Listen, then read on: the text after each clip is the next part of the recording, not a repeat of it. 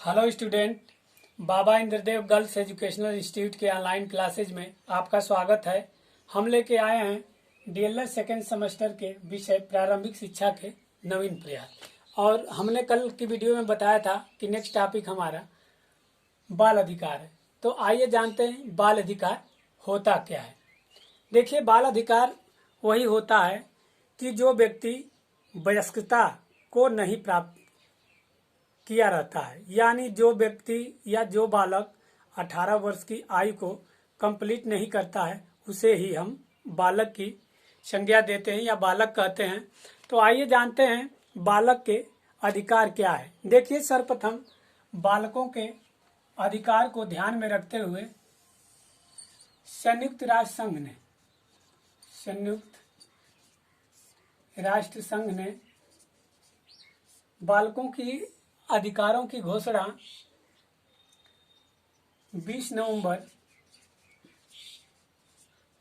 1889 को घोषित किया। क्वेश्चन आपका डीएलएड एग्जाम में पूछ देता है कि संयुक्त राष्ट्र संघ द्वारा बालकों के अधिकारों की घोषणा कब की गई। तो देखिए, क्वेश्चन यही है, बालक के अधिकारों की घोषणा सर्वप्रथम संयुक्त राष्ट्र संघ ने 20 नवंबर 1889 को किया। अक्सर ये जो ऑब्जेक्टिव क्वेश्चन है उसमें डीएलएड सेमेस्टर के एग्जाम में पूछा जाता है। और इसमें एक ये भी क्वेश्चन जाता है कि भारत में बाल अधिकार कब पारित हुआ या बाल अधिकारों की घोषणा को कब स्वीकार किया गया। तो देखिए, भारत में ये 11 दिसंबर 1992 को स्वीकार किया गया। यानी भारत में बाल अधिकारों की जो घोषणा को लागू किया गया 11 दिसंबर 1992 को लागू किया गया। दोनों सन में दो तरह के क्वेश्चन पूछ सकता है। अब आइए जानते हैं कि बाल अधिकार के मुख्य बिंदु क्या है। देखिए, बाल अधिकार के निम्न बिंदु हैं। जैसे पहला इसमें बिंदु है, बच्चों को जन्म के बाद तुरंत पंजीकरण करना व राष्ट्रीयता प्रदान करना।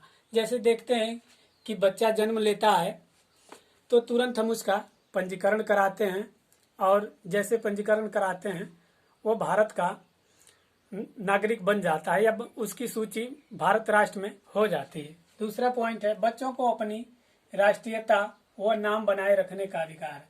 बच्चों को यह अधिकार है कि वो अपनी राष्ट्रीयता और अपने परिवार का नाम बनाए रखने का अधिकार है उसे। और तीसरा पॉइंट है, बच्चों को माता पिता की इच्छा के विरुद्ध बच्चों से अलग न किया जाए। यानी तीसरा पॉइंट ये कहता है कि जब तक बच्चे के माता पिता ये नहीं चाहते कि उनके बच्चे उनसे अलग हों, तो उसी स्थिति में उन बच्चों को अलग किया जाए। अन्यथा उनकी इच्छा है कि बच्चों को हमसे अलग न किया जाए तो आप अलग नहीं कर सकते। और इसमें चौथा पॉइंट है, बच्चों के अपहरण, क्रय विक्रय, व्यापार पर रोक लगाई जाए, वो कानून बनाई जाए। देखिए, तमाम तरह की घटनाएं आज देखने को मिलती है कि बच्चों का अपहरण कर लिया जाता है और बच्चों का खरीद फरोख्त किया जाता है, व्यापार किया जाता है। तो इस पे रोक लगाई जाए और इस पे कानून बनाई जाए। पांचवा पॉइंट है, बच्चों को नशीले पदार्थों के सेवन पर रोक लगाई जाए। हम देखते हैं कि जैसे ही बच्चा 10 या 12 साल का होता है, वो विभिन्न प्रकार के नशीले पदार्थों का सेवन करने लगता है। तो बच्चों को नशीले पदार्थों के सेवन पर रोक लगाई जाए।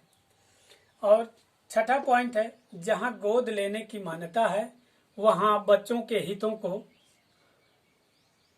ध्यान में रखा जाए। यानी कई जगह ऐसे जहां गोद लेने की मान्यता है और शुरू में लोग गोद ले लेते हैं बच्चों को, और लेके तो जाते हैं लेकिन वहां उनका हित प्रभावित होने लगता है।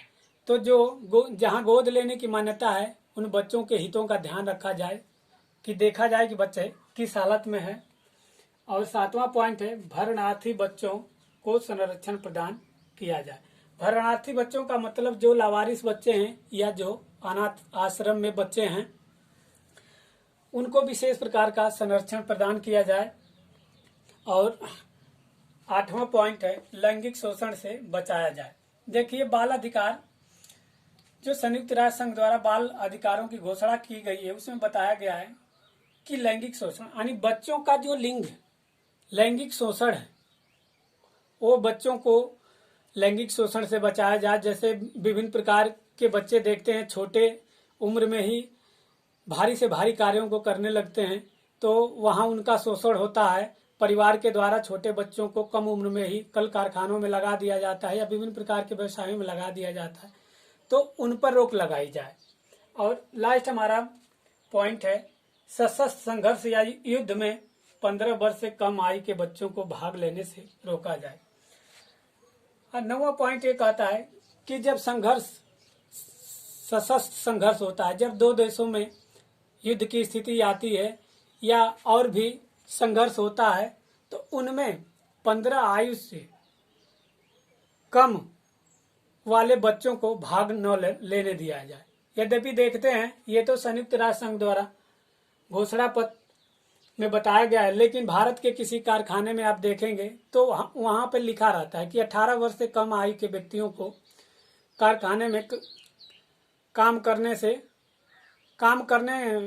से रोका जाए, यानी प्रवेश उनका वर्जित है जो 18 साल की आयु को प्राप्त नहीं कर पाते। धन्यवाद।